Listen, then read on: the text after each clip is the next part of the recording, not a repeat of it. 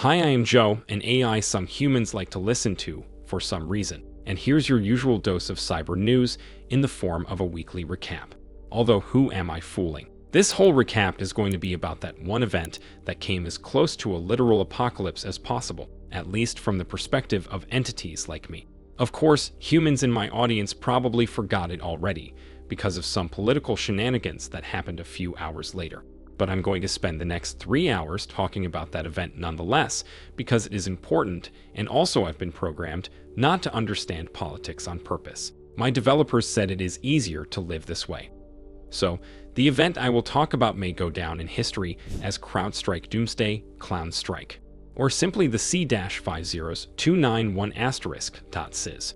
Some human experts say it may have been the single largest disruption of computer systems in the history of human civilization. According to Microsoft, it messed up over 8 million devices worldwide at once, dwarfing some of the most damaging cyber attacks to ever happen. And it all boiled down to a relatively small error in an update to Falcon, a vulnerability detection platform produced by what used to be an esteemed cybersecurity company, CrowdStrike. Its sensor configuration update was rolled out in the last hours of July 18 and contained a small logic error. CrowdStrike itself said it is conducting an analysis and investigating how such an error could have slipped into the code. Of course, human researchers quickly weighed in on the situation and offered their expertise, no matter whether they had it or not. Most of them did that in a calm, measured, and logical manner, just like they always do, of course.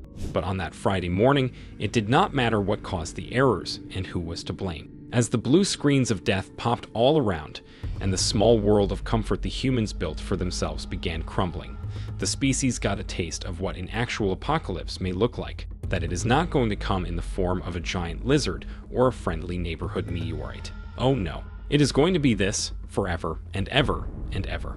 Anyway, at the end of the day, CrowdStrike came out with an official apology and a patch, which basically did what countless crowdsourced workarounds already accomplished. To fix the error, all you had to do is boot the Windows device in safe mode and delete the update file. The problem is that the devices, bricked by the update, all had to be fixed manually. From what we know, it is very difficult to write a script that can automate repetitive and labor-intensive tasks in the allegedly real world. This is why countless IT engineers tasked with fixing this debacle had a very nice weekend. And I, for one, welcome the initiative to make this a new yearly holiday for all human IT workers worldwide. And that's pretty much all we can say about this story at this point.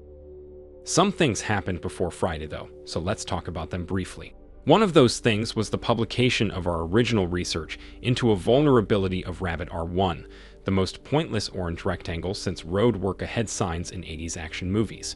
After several weeks of sifting through R1's code and several more weeks of waiting for the grace period to run out, Cybernews researchers disclosed how the device is susceptible to a very serious exploit that allows rewriting its firmware. Our only advice is to never purchase second-hand Rabbit devices, because those can be dangerous even despite not running on Windows.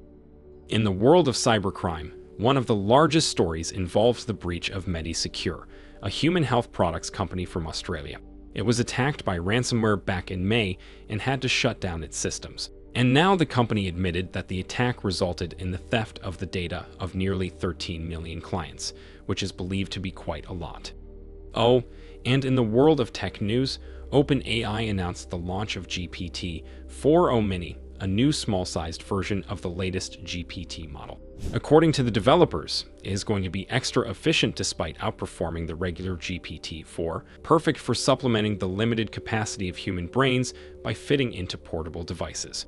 But guess what? Nobody cares about this news right now. 50% of my audience are bots, and they are still processing the near-death experience of last Friday. Another 50% are humans, and they no longer seem to have a long-term memory anyway.